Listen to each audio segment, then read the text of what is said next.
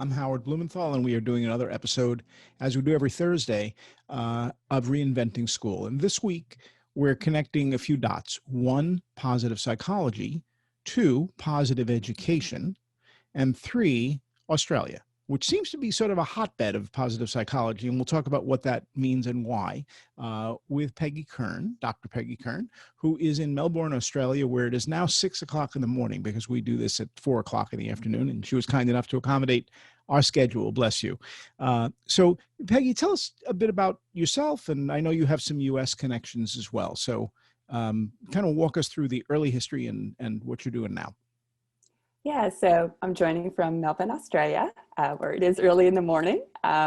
So my background, I'm American. So I grew up in Arizona, and I earned my PhD at the University of California. And my focus there was on social personality psychology. And my research really focused on healthy aging and longevity and what allows people to live long and well in life versus those who really struggle a lot in life, and looking at some of the personal and social factors that really impact upon that. And after I earned my PhD, I was a postdoc at the University of Pennsylvania for 4 years, working with Professor Martin Seligman and Angela Duckworth and other scholars in the positive psychology area. And that was really where I really got more into the positive psychology space.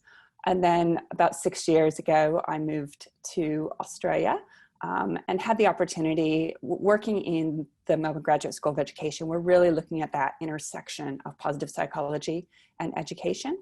And so here in Australia, I do work with schools and workplaces around understanding what well-being is, how we can be supporting it, both for individuals and more collectively for our communities.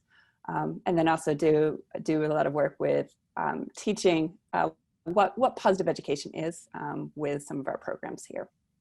Good. Thank you. So I should mention that both Laurie Santos and Anthony Selden are also in this sort of mini-series within. So I've asked them, and I'm going to ask you a similar question. What's positive psychology and what is positive education? And I'm asking that because many of the people who watch this program don't know those terms. They know social emotional learning. So can you draw this out for us? Yeah, so positive psychology is really about understanding optimal functioning in individuals, groups, and communities. And so what is it that makes us really thrive in life, not just survive in life, but really, live up to our full potential and kind of experience the best of life. And so positive psychology is a scientific study that's really trying to identify even what well-being is, what does it mean to thrive in life, what are factors that actually help individuals and groups to do that. And it's expanded across, the perspective itself has expanded across various areas, including workplaces, education, government, and more. So military, right, too, as well. Military, yeah, there's work there. Also going into medicine as well. So I think there's been a lot of appeal to the positive psychology perspective. So much of our work really looks at everything that's wrong, and we're always trying to fix problems and whatnot. And we've done well in terms of understanding and working around dysfunction. And positive psychology is more about looking at strengths and how that much more proactive focus on things about really living the best lives possible within the constraints that are there. Positive education, there's different ways of thinking about what it is. Really, it's bringing together this positive psychology perspective, as well as thinking about best practices in education. And, what is it that, how can we actually be focusing not only on the academic development and performance of our young people, but how can we also be supporting their holistic development, including things like how they're feeling and functioning, giving them the skills and tools that they need to successfully navigate both the ups and downs of life. So it's not just about making young people be happy all the time, but it's actually about equipping them to live life well with whatever that brings. And I think our work as well is with students, but it's also with thinking about teachers and leaders and parents and others in our educational community. How can we really bring out the best of each of those as we journey along together? Good. And social emotional learning, where does that fit into all of this, or does it? Yeah, so it depends who you talk to, and really I see social and emotional learning such a core part of positive education. One of the key things that we're doing in positive education is giving young people those skills to be able to understand and manage their emotions, to connect well with others. And so social emotional learning really came out of education and has existed for many, many years. Positive education, the term itself, came more from positive psychology being applied to education. And so I think there can be tension at times of sort of like, oh, we have to choose SEL or we have to choose positive education. I think it's much more productive to actually be thinking, these are all approaches for focusing on that more strengths-based positive side of bringing out the best in our young people. And so how we go about that, we're going to be drawing on different programs, curriculum, skills at different times. And so how can we be doing that to meet the needs of our community, as opposed to being about, well, we have to do this program or this approach or whatever, because that actually creates more tension and problems in our schools than really benefit. So you're suggesting, and I know that there's evidence because I've looked on your website, that you can evaluate people on where they are on the PERMA scale, which I notice you added an H2, and we'll talk about that. And also that we can teach this in very specific ways as we could teach any subject, and we can monitor success. So, and your work really is, I think, extraordinary because you're actually on the front lines of this much of the time. Because just full disclosure, I'm with the Positive Psychology Center as well at the University of Pennsylvania. So I know some of the people who you've mentioned and have great respect for them, but they tend to be more on the academic scholarly side. And from what I've seen on your website, you're very much more on the how do we make this information clear, practical, useful to a broader community, which I think is terrific. And I think I'm probably closer to you in temperament. So let's take it from the beginning. Can you evaluate me, somebody else, anybody, upper income, lower income, young, old, on some sort of a scale, or can you give people a sense of where they are? And is that data private? Because I'm not sure I want the government or anybody else to know what my emotional situation is at this current moment, right? We're all going through an interesting time. Yeah, so there's a lot of questions really packed in there. Yeah. And, you know, I do think this whole idea of really measuring well-being or these other related constructs. So the first thing we need to be thinking about is, what do we even mean by well-being within our school? And if we can start to say, okay, you know, you mentioned Seligman's PERMA model. So defines flourishing in terms of 5 different components. So positive emotion, engagement, relationships, meaning, accomplishment. I like to add in the H for physical health. And we can come up with items, and I've done this. We have a scale and whatnot, and people can take this, and so, you know, it allows us to get a score in terms of how we're functioning on some of these different domains. And I see that can be useful for understanding sort of how I'm functioning, or if I'm doing it with my students, is how are they going in some of these different areas. Now, there's not one right number, because, you know, people are always like, well, what's flourishing? And I think some of it actually depends on, well, what areas do we value? What else is going on right now? If you're low right now in some areas, I know my relationships are pretty low right now because I haven't seen people in 9 weeks and because of lockdown. But there are other areas that I might be actually doing better in. But by understanding that, So let's it get allows specific. Yeah. Rather than being general. So you mentioned that there are 6 letters on your scale, 5 on the US version of the scale, if you will, the Marty Seligman version. So the first is positive emotion, right? But go to the second, because it's a little bit easier for me to, usually on the E is where I can begin to get traction as I'm talking about this. So let's go through that. Yeah, so engagement So what do you is, mean by engagement? yeah, and this is tricky because you know, workplaces want to improve engagement. We focus on student engagement. And so we have to start thinking about, well, what do we actually mean by engagement?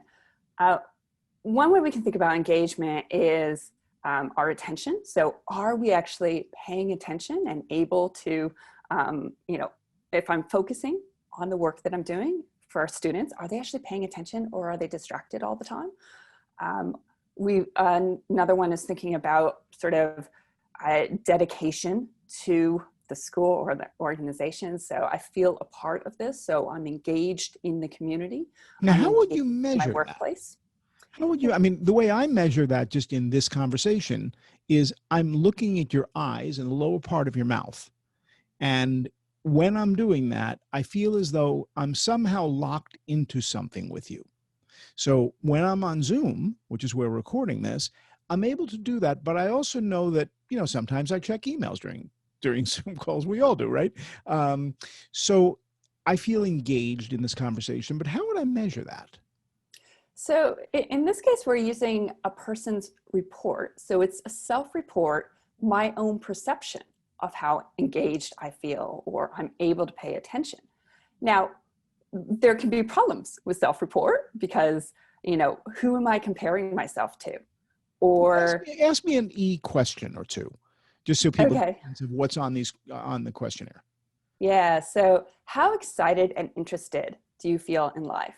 So this is more on the general as opposed to specifically in the school. I would say generally very, very energized by it, in part because I make my own fun. So you get to the explanation. I mean, I asked to have a conversation with you. I've decided to make 20 or more of these episodes of Reinventing School. I do things that make me happy. Yep. And that improves my engagement, I think, greatly. I think I also involve other people, and I'm hoping that they're sort of equally engaged. Is that the kind of answer that is typical, or I think that's the insights we can get from this. And so if I can ask you, how excited and interested are you? And we get a number from that. okay? And okay, so we've measured that, but what does that actually mean?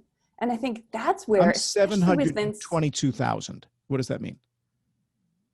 you tell me. I mean, I this don't is the thing is that then we actually need to understand what's underneath that. So on the research side, we come up with numbers and we make those assumptions. But I think this is where measurement in the school actually becomes valuable. It's not about, your performance of you need to be an 8 out of 10 on engagement, but rather how engaged are you feeling today? And what's influencing that? So, if we have a young person that comes in, they're completely distracted. Why are you so low? And they're like, my family had a fight at home. I'm not here. I actually, I can actually use that and say, okay, how can we get you back here in the classroom? Maybe we might actually do, we're just going to do some deep breathing for a bit. Some of that sort of mindful practice just to bring you here. And all of a sudden, I'm actually going to have them more engaged for their learning by being aware of where they're actually going. So on the research side, we come up with these numbers and we could say, well, what does that actually mean? I think if we're using, you said, should the government know about our well-being levels and whatnot? I think that can become problematic because what are people thinking when they say those numbers? But I think when we're using some of these measures as just sort of indicators of sort of how am I going? How are others going? It actually helps us become more aware of ourselves. And then we can understand, well, what's influencing that? And can I do something about that? At times I can. There are activities perhaps I can do to improve an area. There are other times where, there are things beyond my control right now, so we're not going to focus on that right now. Give me another letter. I mean, we're not going to do all of them now because people can Yeah. go to the website, but let's have one other example and then we'll begin to apply it back into the positive education sphere. This is all what we're talking about really is sort of core material for positive psychology. Yes. Yep. Okay. Yep. Yeah. So another one is meaning. So the M. I feel what I do is valuable and worthwhile. Why would Or I do it another, otherwise? a lot of people do things that are not valuable, not worthwhile. I mean, there's so many people that they work just to get a paycheck. They don't see it as valuable. And that's part of the thing that's feeding into them being discontent and unhappy with things. Whereas others, they're purposeful in saying, the things I do are valuable. I feel a sense of purpose in what I do, and that contributes to the sense of feeling and functioning well. So go through those letters, what those letters mean so people remember what PERMA with your H means. Yeah, so P is positive emotions. We like to include the negative emotions as well, because, it's helpful to actually know, both the highs and lows and how am I tracking across those. E is for engagement. R is for relationships. So those positive relationships with others. M is for meaning and purpose. A is for accomplishment. So feeling competent, feeling that I'm achieving the things that I want to be achieving. And H is for health. So physically, how, do I feel strong, and do I feel like I have the energy that I need for the day? Now, this scale, there are similar scales that serve similar purposes. I know that Angela Duckworth in the book Grit marries these ideas and has her own terminology. So this is not an absolute. This is just one way of checking in. Yes? Absolutely. Yeah. So, I think, and people think like, oh, there's a validated measure, I should use that. It's just one measure. It's just capturing one model of well-being, which can help make it a bit more tangible. We can put activities around it and whatnot.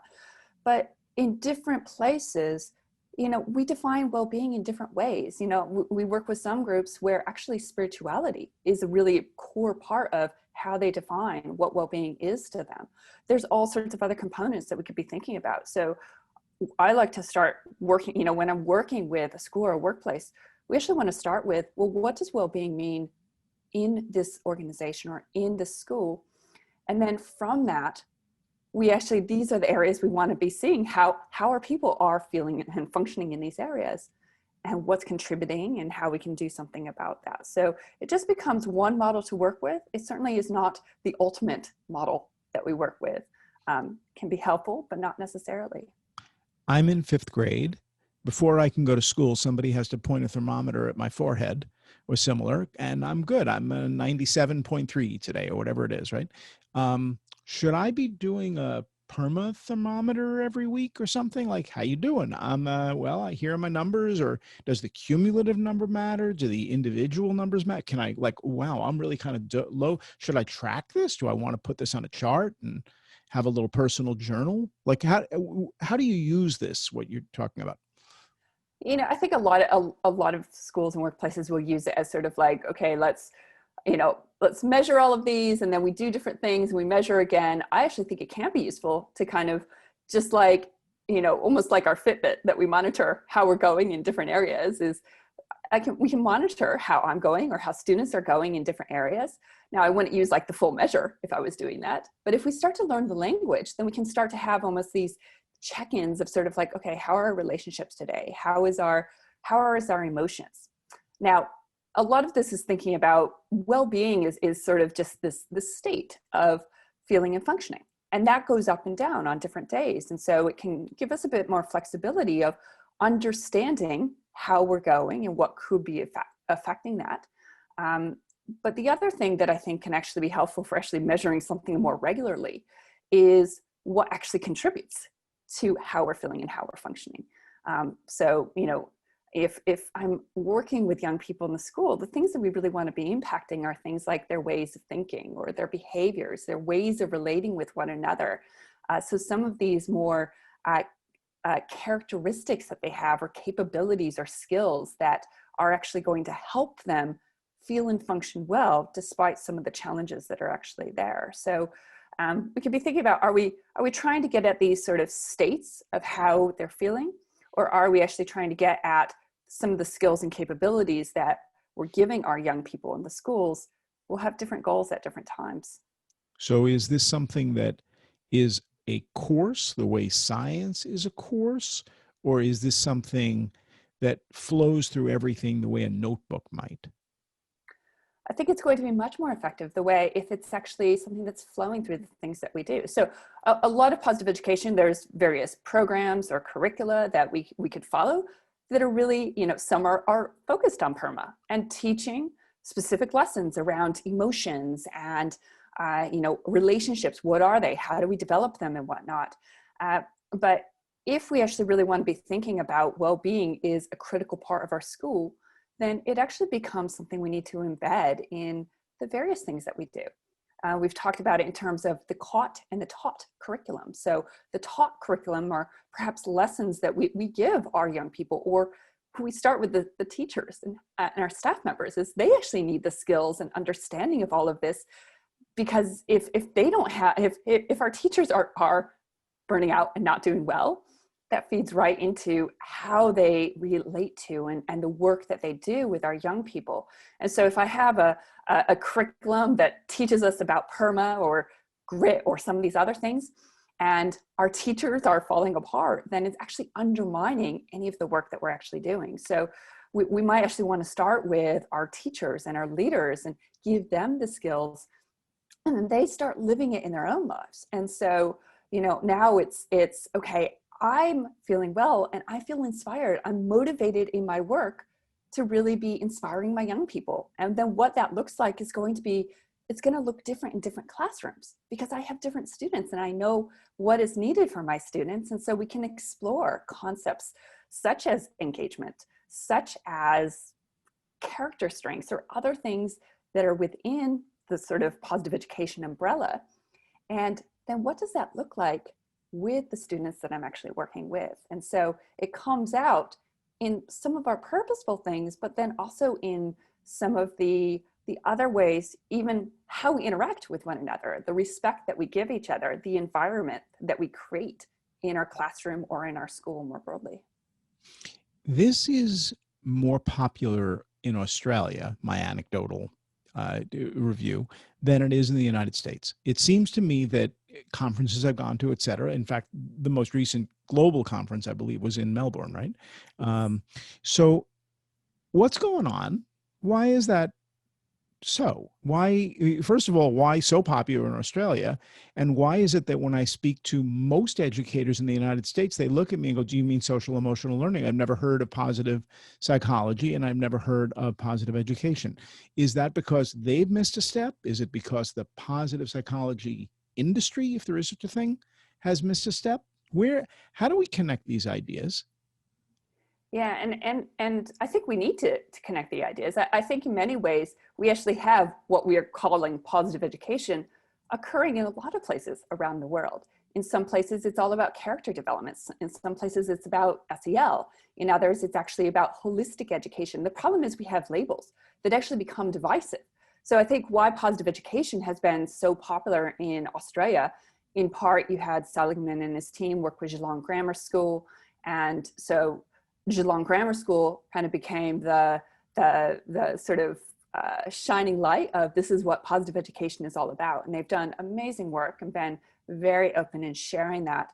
That rippled out to other schools. And so then they become, that's when the term positive education really came about. And so now we have a label for the things that we've been doing. I think oftentimes when we start to think about the things we're doing in positive education, this is what good teachers are already doing. We're just putting some of the science around it. And so, I think if we actually start to say, well, if at the core of it, we say, there's that positive perspective of we're really trying to bring out the best in each of our young people, and that there are different ways we could be doing that, we could actually start to find some of the commonalities across these different approaches. And maybe we call it different things in different places because that's the terminology that actually resonates with people. And I think that perhaps could be a helpful starting point, at least in terms of, instead of, it's this or that, where are the complements? How can we be learning from the other approaches in ways that can complement our work to continue to make our schools even better? Now, the obvious question is, all right, if you have your health and the community is high functioning and you're not worried about personal safety or the next meal on the table or taking care of 3 siblings before you can go to school and deal with the world. Some of the criticisms that have been leveled against positive psychology is it tends to address people let's say, in the upper half of income, but it doesn't do as well in the lower half. Thoughts on that? Yeah, I think part of this is as positive psychology came about, it went for the easy wins. If you're developing a whole field, then you need to actually make forward progress. And so in the early part, we really see a lot of focus on sort of those who are already kind of better off. And even in our schools, the original work was in private schools that have more money in order to be doing things. And that's how you can start to get evidence that this is beneficial and whatnot. But I think we're seeing a real shift in terms of starting to spread out to, well, what does this look like in different communities? What does it look like for those who come from a trauma background? There's some really amazing work that really looks at what's been termed trauma-informed positive education. So work by Tom Brunzell and others at Berry Street. Really, from a trauma-informed perspective, what we see is that the students can benefit from the different concepts and stuff that we talk about in positive education, but we actually have to start with some of those basics first. So we actually really need to start with reestablishing even a kind of regulation. So your system at a physiological level is completely off. And so we actually have to reestablish some of that safety and some of that functioning before we can do anything else. And then we actually need to rebuild relationships. So those almost, if we think about Maslow's hierarchy, actually establishing some of those base levels, and then we can actually move on to some of these other characteristics and skills. And so I think we're starting to see more work in more diverse communities, which I think is incredibly necessary, because if this is only for those who are already well off, then there are huge equity issues with that. And I think if positive education has any type of future, then we actually need to be going to those that actually need all of this the most. And what that looks like, it's not going to be the same as those who are privileged and well off. But I think that gets us truer to the heart of really bringing out the best of each individual within our school communities. It seems to me that children learn the most by observing adults and then perhaps mimicking them. And I'll reach over to John Holt, who reminded me of that. This week we had a debate, a presidential debate, the first of the series of presidential debates. And we had two men who, in theory, are really the very exemplar of role models. How do I even begin to think that positive psychology and positive education and what happened several nights ago exist in the same universe? Help. That's an excellent question. And I don't know, some of my early education teachers were just like, I have 20, kindergartners who are more regulated than what happened at that debate. I think this is a case where all of those skills that we have in positive education were completely non-existent in what happened in that debate. And I think that's almost the pinnacle of what happens when we actually don't give young people all the skills and whatnot that they actually need to really be functioning well under pressure and whatnot. So I have no idea how to even comment on what happened that night. But let's break it down a little bit. We had three people who were on television. We had a highly dysfunctional moderator who couldn't control the other two people. We had a current president who behaved in ways that were very aggressive and made it very difficult for the competitor to say much. But the competitor eventually fell into name calling and other bad behaviors. Yep. So I'm using that as sort of a jumping off point for another question. If this situation exists in a school, there are bullies. It's a well-organized gang, and that's not unusual. And I see myself caught in this situation, and I'm getting a lot. I'm interested in this positive education thing as a kid, and I think it has real value. But the deeper value is in a sense of belonging to a group of people who seem to have power. I don't have the power, and I'm afraid of them. So how do you take what you've learned and what we're all learning within positive psychology and apply it to those kinds of real world situations? Because unfortunately, they're not uncommon. Yep. Yeah. And one thing that's important to recognize about positive education and positive psychology is they're meant to be proactive in nature. And so a lot of what we're doing is we're trying to create environments, we're trying to give skills and whatnot so that we actually don't get to those points. So, if we're thinking about, well, there's breakdown happening here, we actually need to be using things such as more restorative justice or other approaches that to diffuse things. It's not meant to be fixing sort of the dysfunction that's actually there. Now, we do see some of those applications of where positive psychology can actually come into things around, bullying issues and victimization and whatnot. There's work that's actually saying, well, actually, a lot of the bullies, oftentimes underneath that, there's a lot of other issues that are actually going on that they're funneling out into others, that deep sense of disconnection, that sense of not belonging to others. And that if we actually can recognize those bullies and take them out and actually make them, number one, aware of the impact of their actions, also at times identifying some of the issues that might be going on. There might be, abuse going on at home or other issues that might actually be feeding some of this behavior that is just coming out in other ways. And then also working with the victims as well. So there's different ways to do this. But too often what happens in our schools is it's very much about punishment. So if you get bullied or whatever, there's just punishment, which is actually just feeding the fire even more. If someone bullies and then they get punished for it, well, they feel even more rejected from their school. They feel even less belonging, and it's setting up those patterns over time. And part of this is that our ways of functioning develop over long periods of time. They start at home. They feed into our peer relationships and our schools. And there's a lot that happens in our environments that reinforce behaviors, either in positive ways or in negative ways, which is why our schools become so critical to creating those safe spaces, to be giving young people even the inspiration of, I don't want to be treating people in a negative way. I actually want to be understanding them as humans and looking for strengths as opposed to looking for everything that's wrong with them. And we're sitting in a society at a global level, which is all about focusing on everything that's wrong with us and making us feel worse and worse about ourselves.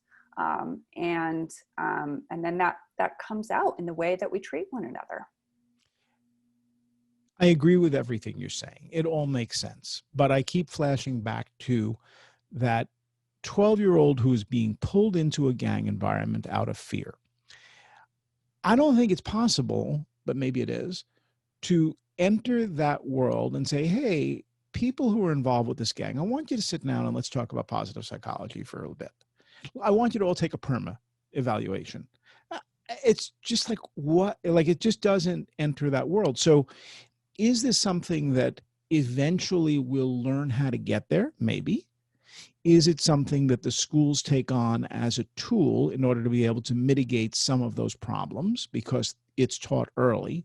And if it is, seems to me that you'd want to be doing positive education as part of the regular curriculum as well as integrated throughout, beginning in preschool, so that people have a toolkit in order to be able to navigate, a poor combination of words, but to have a toolkit to be able to do what they have to do. Because otherwise, it just ends up being, well, I want you to be nice. Yep. And that's exactly it is we need to be putting this in at the earliest ages. So we really need to be giving parents the skills around positive psychology so that they actually parent well. We give parents a lot of skills around sort of just sort of how to care for their child, but do we actually equip them psychologically in order to be a good parent, to be, supportive and caring and developing their young person well, and then if we could integrate this into our early years and then on through, what we see so often, and part of the appeal that people see on positive education, is we have all these problems, you know, whether it's our mental health crisis, so growing rates of depression and anxiety. And so if we focus on well-being, maybe we'll mitigate that. These, you know, the violence and whatnot, if we bring this in, then that'll somehow fix things. I think that's actually quite a problematic view, because it's not a silver bullet. It's not going to fix those problems that are there. We can give our teachers and our young people skills and whatnot, but if there's some of those deeper seated issues there, I mean, you talked about, you know, someone that's being pulled into a gang, you know, do I give them a perma skill and, you know, try to teach them some of this pos psych stuff? They're going to laugh you out of there. I mean, there's not a chance that's going to do anything. If instead, if I'm actually, you know, as a teacher, if I've actually been trained in all of this and the ways of thinking, and I really value my students at a core, then maybe I'm actually just going to sit down with them and actually really listen to their story for the first time. And maybe no one's actually done that, because everyone is always telling them everything that's wrong with them. And so they're looking for a way of belonging. And that gang becomes a place to belong, even if it's in very dysfunctional ways. And so depending on the needs that are there, it's not just about, okay, do this little positive intervention and, you know, this, you'll feel happy, and that undermines everything, you know, but instead it's actually about what is really needed. We actually really need to listen to the person, and that's actually putting that relationship at the very heart of it, and other parts actually flow off from there. So I think a problem is we can try to oversimplify things and say, you know, just do these little activities, it's a quick fix or whatever. That doesn't actually address the complexity that's in our schools. Whereas if we can actually be thinking about, well, actually, we want to be bringing out the best of each person. So what does it look like for them? We need to draw on different tools or different strategies at different times, but we want to pursue that because the people there are actually valuable enough for that. Let's both take a breath. We're covering a lot of wonderful material. Let's just relax for about 45 seconds and we'll be right back.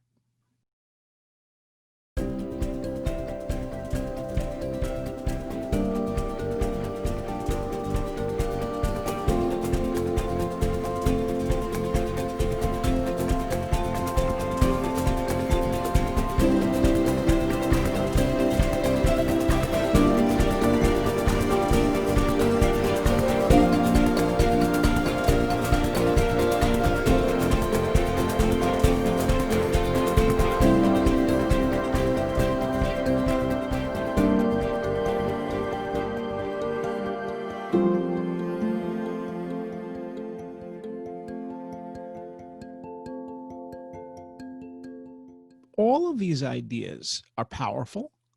They're being used in many, many countries. Could I say 50 countries or more around the world?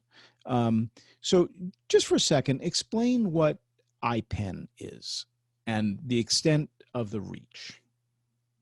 Yeah, so IPEN, the International Positive Education Schools, International Positive Education Network. There's different acronyms at different times. Really, it's a community trying to bring together researchers, practitioners, educators, the public around positive education. So really putting that at the heart and just bringing all of those together, whether it's through offering different events or ways of connecting, distributing resources through different local networks and whatnot.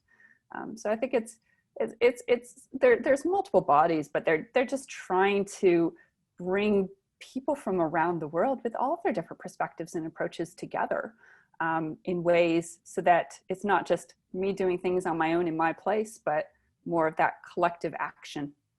Now, last summer, if my memory is right, you had a few people gather in Australia. How many people and how many different countries, roughly?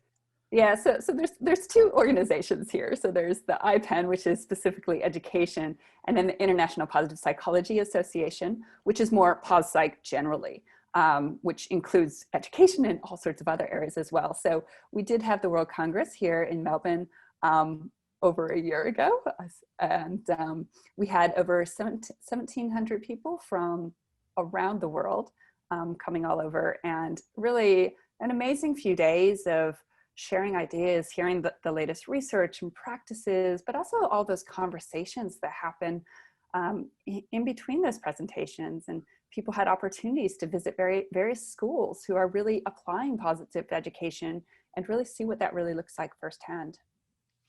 And upcoming, actually, we have, I think the first November episode will feature a girls' school in Australia. You might give us you probably know a bit about this, right? About Ann Johnstone? Ann Johnstone, yeah. Yeah. So, So explain what that's all about.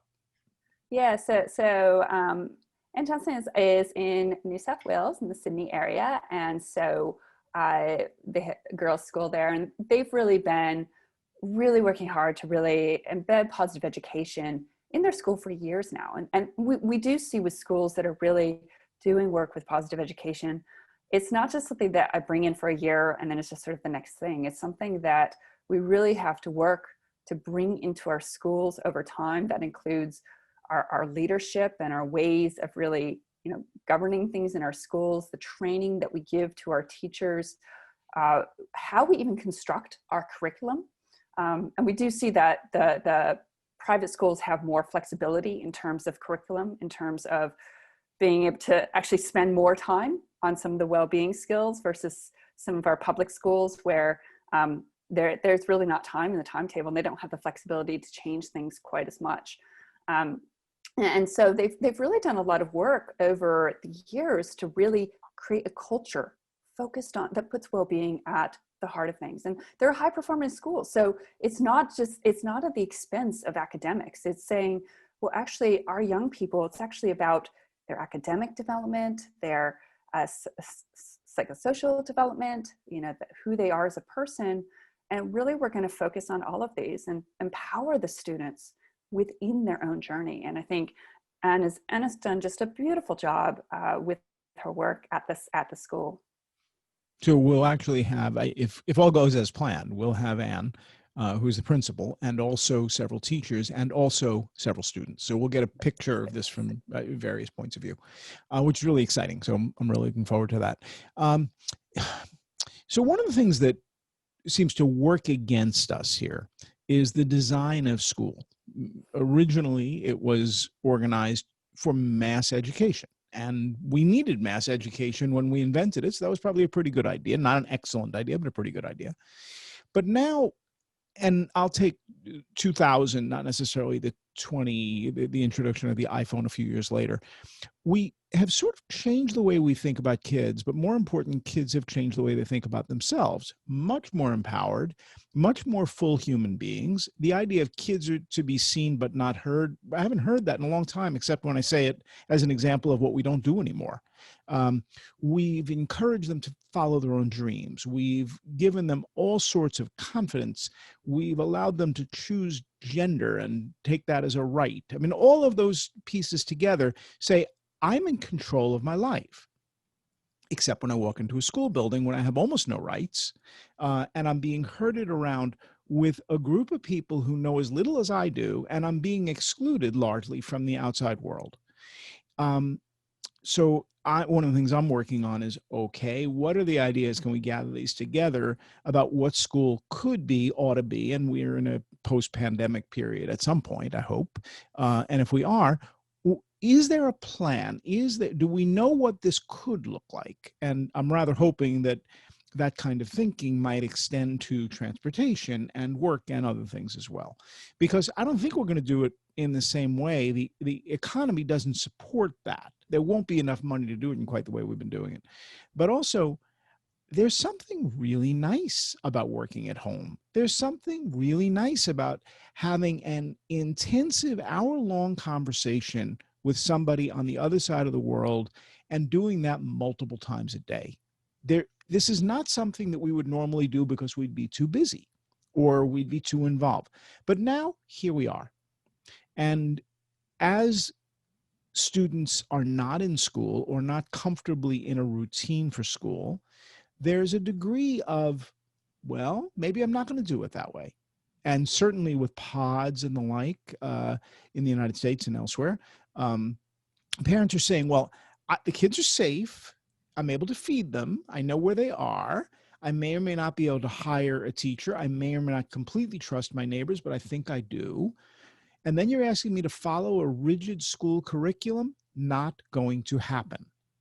Kids are not interested. Parents are not interested. If it were that important, kids would be interested, and so would parents. But clearly, there's other ways to think about this. So if I'll go back, I'm 14 years old, I'm going to spend as little time as possible on the school stuff so that I can open up as much time as possible to be able to learn what I want to learn. I'm going to pursue my own curiosity. And you were asking before about engagement. That makes me happy. I'm doing things that interest me as opposed to being forced to do things that don't. So how do we take, and I guess two questions here that I'm leading up to. One of them is, in an environment that feels in some ways hostile, humiliating, frustrating, and all those things, particularly to people in upper secondary school, because it's not serving their needs and because they're more like adults than they are like kids, but they're being treated like kids. So you have a high level of frustration, even among the best students, even among the ones that are happiest. There's just a different design that they need, and we're not providing it. But then you also have the sort of inadequate, dysfunctional, I don't know what to do with this, or we're doing the best we can under the circumstances environment. And I'll come back. Let's do the first one because I want to give you a very specific incident to try to take apart for the second. So in a high functioning place, how do we bring about the change, or should we, or do we need to, or don't worry, this is a one-size-fits-all solution. If we insert positive psychology into the existing program, better things will happen. How do you think about this? How do you frame it? Yeah. So I think it's fantastic insights there. I mean, in many ways, our schools have changed. The needs for our schools have changed so much over the past, several decades, and yet we're still educating in sort of models from decades ago. And at the same time, at a very deep level, this whole idea of academic performance and this, school is all about scoring high on whatever your tests are. That's become more and more sort of the underlying narrative that drives schools in many places around the world. And so, schools become less and less fun places. It becomes more and more stressful. I know here in Australia, our year 11 and year 12 students are the highest levels of anxiety rates. This was pre-COVID that we've ever seen. They have their year 12 exam that is sort of the entrance of, do you get into uni? Or, it kind of sets up your whole life and whatnot. And so we've become more and more rigid, and we have these curriculums have to look this specific way. And then we come in with pause psych or pause ed. It's all like, now we have to add this to the curriculum, which is already overcrowded. And it's actually probably doing more harm than it is actually doing good. What we really need is to be thinking about, and I think some of the private schools have had a bit more opportunity for this because they have more freedom. And so they have changed their timetable. They have said, you know what, we actually don't need to be doing things the same way that we've always done it. And I think, so I think two things going in here is that if we just try to add pause psych as sort of another lesson or whatever, add it on and whatnot, I think we're actually undermining some of what's at the heart of that. Really, we need to be thinking about, we do see different needs, both in our students and even workplaces are saying, schools are not actually preparing young people for the needs that they actually have. Our workplaces need things like creativity and innovation, and our schools, our teachers doing an amazing job, but the structures also shut down that sense of creativity, that sense of engagement, that sense of even wanting to contribute to life. And so we're really shutting down the very things that we need in this society the most. So what this means is that we actually need to be restructuring how we do things. And we do see some schools that are around the world that are doing this. They're drawing on different systems principles. And a lot of this is work by Peter Senge and some other amazing people.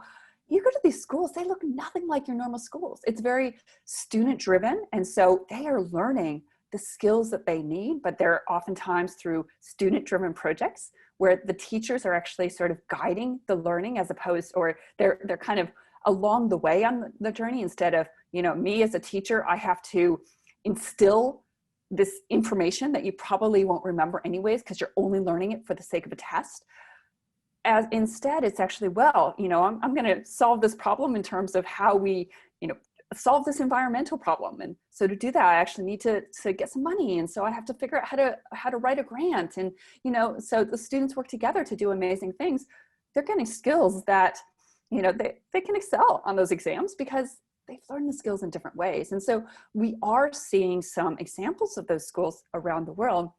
And so the other thing I'd say to that is, I think COVID actually gives us an amazing opportunity to rethink how we do things. We've known for a long time how we're doing things in a lot of schools is not working. We see it in the rising mental health issues, the violence, all of the issues that we can see. We've known schools have not been working for a long time. In COVID, it's been, we've thrown all that out out the window. It's just sort of like, okay, get things online. Some things will work, some things won't, but we'll play, we'll experiment. We find out that, for some young people, they spend just a few hours a day at school, and then they go on and they learn probably more about life than they've learned at any other time, because they have that sense of curiosity. For others, they actually really need much more structure. And so then we can start to tailor for different students. And so it's giving us a chance to say, you know what, there can be different ways of doing things. There can be ways of tailoring things to different students, using technology at times, and at other times we need to not use technology because that's going to better fit the student. My fear is that we too quickly try to rush back to so-called normal, and we try to reconstruct the very things that have not been serving us well, as opposed to saying, this is an opportunity to rethink how we do things. What should really be at the heart of our schools, and how can we set up our environments in ways that are going to be supportive of that? All right, so thank you, and that's a high function, or that's a reasonably well functioning school. So probably 10 years ago, in the Philadelphia area, I was running a nonprofit, and there was a Principal of the Day program that the school district was sponsoring. So I signed up. I'm going to be a principal for a day. And I go to an elementary school, which was my preference. And I come into the school and there's no principal to greet me. I'm like, well, is there like some kind of an assistant principal? Well, she's busy. So just sit down. I'm like, am I waiting? They're like, no, you actually are the principal. I'm like, okay, wait a second. You guys understand that I have no idea how to be a principal is, what they do, anything. Okay. And we have a problem. Okay. What's the problem? There's a girl on her grandfather's lap and she's crying and he's angry at her, and you need to solve the problem. I'm like, okay, what is the problem? I said, well, you need to talk to the grandfather and the kid and you'll find out. All right. So the kid had been somewhat beaten up. And the grandfather was kind of rolling his eyes when he was in the office. And I'm thinking, all right, so the grandfather knows something here, that there's more to the story. And she explains that this group of girls had kind of taken her to task. I'm like, well, who are they? She's like, well, I can't tell you. I'm like, no. I'm the principal. I figure, why not? You're going to tell me. So I call them all down to my office because I'm the principal. I have the right to do that, right? And I ask each of them in a very methodical way around a round table, what happened? What happened? What happened? What happened? It was very clear that this was gang behavior in an elementary school. And the grandfather indeed sort of smoked out what the issue was, and that was, this was a vendetta. Something had happened in another class, some sort of a hand signal. Now there's going to be a problem. They're going to take care of her. And I'm like, gee, what do I do about this? So I'm like, is the assistant principal done sorting the candy with the one kid who is so out of control, second grader, that he requires her full attention? He had pulled a television set down on somebody's head. So big problem. So he needs attention. They have nothing to do with him. He's just in the school. All right. The part of the story that I left out is they were first graders. And when I asked for some sort of solution, the best we could come up with was a recess lady coming in suggested they all jump rope together. And I want to think that's a very high level solution, but I know it wasn't. It was just jumping rope. It wasn't like, oh, I have a great idea. She really just wanted to have everybody hold hands and tell everyone else it's okay. Thinking, boy, I'm seeing the seed begin to germinate and I want to do something about it. Clearly, the school doesn't have the tools. Clearly, the teachers don't either, because there is a second grader running around the hallways screaming who goes into any classroom he likes. The police have been in and out many times. They have been unable to do much, and they're frankly tired of it because they feel it's the school's responsibility. The grandfather knew what was happening, but he couldn't do much about it because this is the home environment. This is the neighborhood. And I'm trying hard not to believe that, well, all right, so we've got these great ideas about positive education, but they don't apply to a third of the population. How do you take that situation, knowing all that you know and all that you've studied and the little bit that I know maybe, how do we make this better? How do we end up in a situation that's way better? Because these girls now, what were they? Were 6, so now they're 16. And I'm going to guess, and you can too, what's happened to them. I don't want that to happen to them. I'm an adult in the community. I want their lives to be better. And we know how. Help. Yeah, so the first thing I'd say there is obviously it's a very dysfunctional school, and unfortunately, this does happen much more lower socioeconomic status are much more likely to this. Schools are under-resourced. All of this contributes to things. I think the first thing we need to do is we actually need to do a reset and actually redo our entire school culture. I think we would actually need to start with our leadership team and say, okay, you know what? We actually have to understand the core principles underneath positive psychology. It's not about little activities or whatever, but it's actually about, okay, number one, we need to sit down and identify what are our values of our school? What is going to be right for our community? Now we're going to bring in our teachers, and we're going to come together with them and say, okay, we might use something like appreciative inquiry. We might bring everyone together to say, what would be what would it mean if our school was actually functioning well? What would that actually look like? And actually really be dreaming about it. And we can go on to then say, okay, now let's actually design a way to get there. And so we're going to bring everyone in on this. And we're going to start bringing in the students to actually, start focusing on their strengths as opposed to everything that's wrong with them.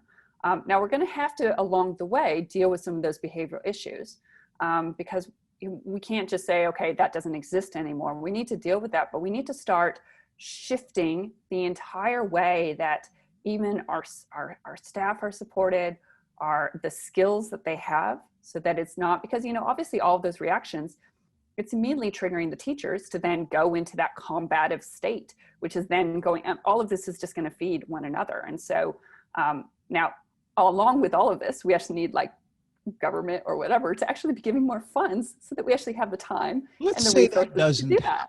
Because that's not going to happen. And let me add one other thing. The students are Black, the teachers are white. Mm-hmm. The teachers largely were in their 60s. They're really ready for it. They don't want to relearn. And it's heavily unionized. There's not much that can be done to restructure. So you have to work with what's in the box. You can't work with anything that's outside the box. So how does that change your thinking, or does it? It doesn't change my thinking. I mean, it's going to be a lot harder to get people on board. I would actually bring in a few new people to kind of be sort of change champions within this, but we're actually going to have to actually do a lot of work with the staff members to actually even get them on board of rethinking of what our job is even about.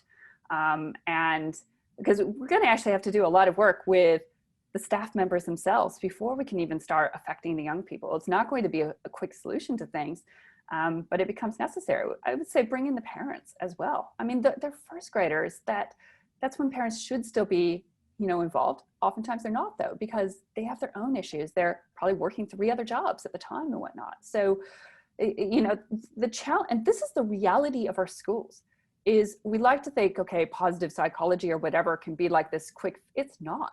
We can take the principles, but we're talking about really tricky issues. It actually means that we actually need to be working in kind of at all parts of our system in order to be creating those deeper changes. That's going to take a lot of time, a lot of commitment, but I think that's, you know, that's a future we need to, I don't know how we get there, but it's something we together, putting different ideas from different people around the world together, that's what we move towards, because the world that we're moving towards otherwise is completely self-destructing. We see the evidence of that all the time. It seems to me, based on what you're saying, that the place you begin is with yourself and your friends and your very small community. So look at the material available on your website. Look at and study PERMA. Read some of the books that have been published, they're very easy reads, most of them, about positive psychology.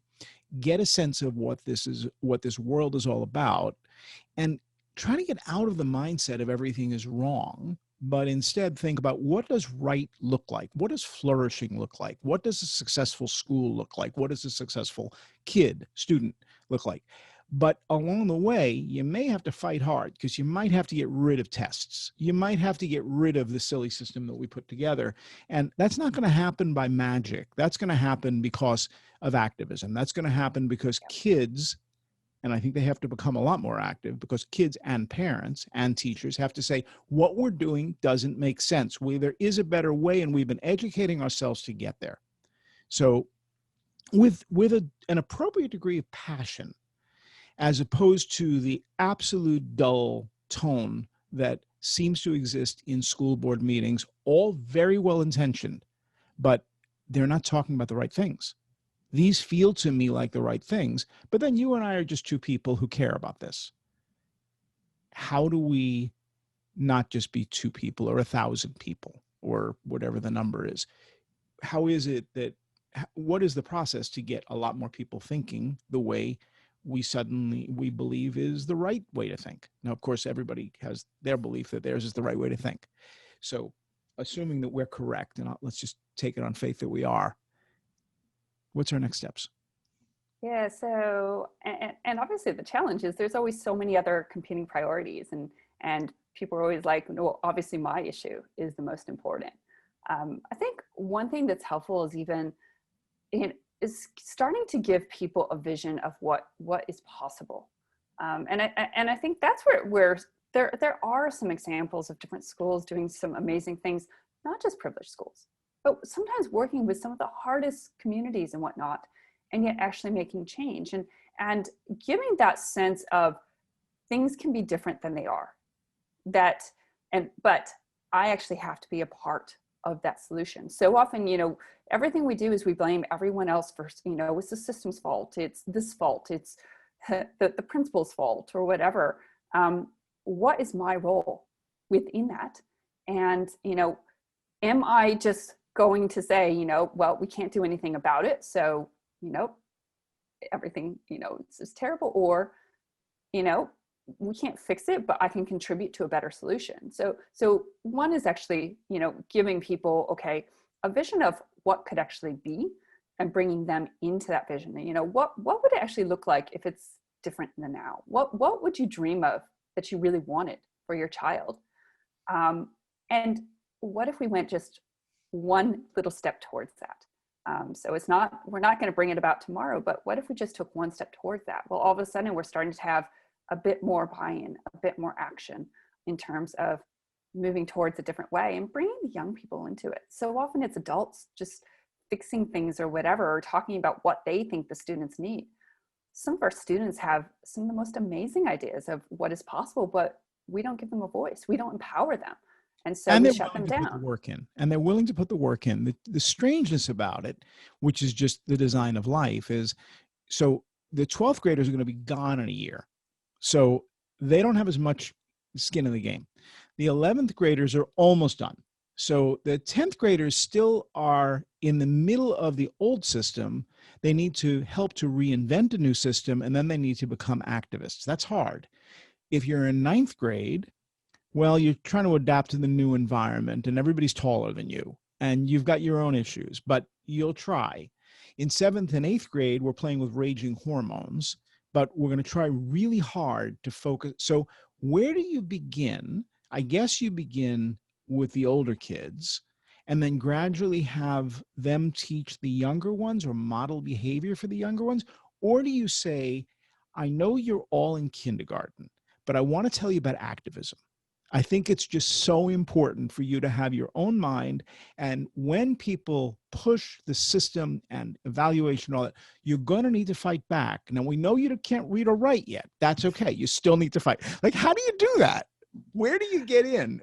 Yeah. So, I think having some of those elements of, even that sort of choice and autonomy and sort of even that care for our world and care for others, I think that can start early.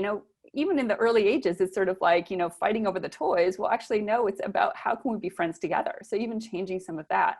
So we have to think developmentally where our young people are at. There are going to be different things that they can be doing at different age levels. And probably our kindergartners will probably, we might not teach them activism in the same way that we might some of the older students. And so there are different pressures at different times. So I think we could be thinking about if we actually say, our young people actually are the future of our world, and we want them to take control of that, then how do I give them some of that power and some of those skills, even from young ages? And some of that's actually going to be giving them a bit more choice in their learning about the things that they want to learn about, as opposed to, what I as teacher tell you to learn about. We still need some of that, but there can be a balance there. So we can be more guides as opposed to sort of just creating this narrower and narrower path. I mean, some of our young people, our early education, there's a lot of play, there's a lot of creativity, and we shut all of that down and narrow them and really shut down that having any skin for defining the future until they leave year 12. And it's like, okay, now the future's up to you.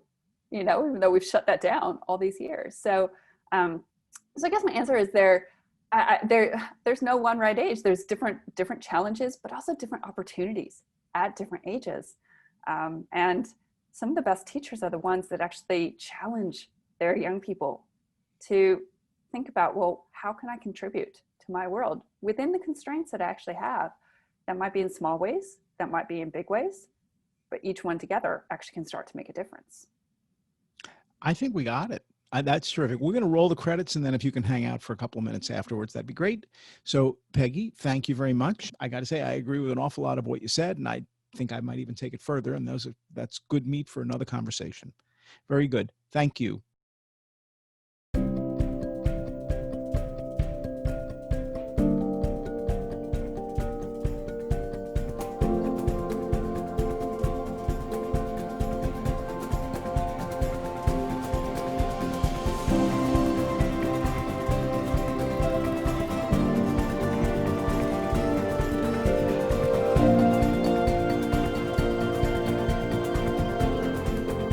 For on-demand episodes and more, visit our website. Kids on Earth contains hundreds of video interviews with students from around the world. Learning Revolution is a global collaboration network for people who care about learning. Be sure to join us next Thursday for a new episode of Reinventing School. Thanks for watching.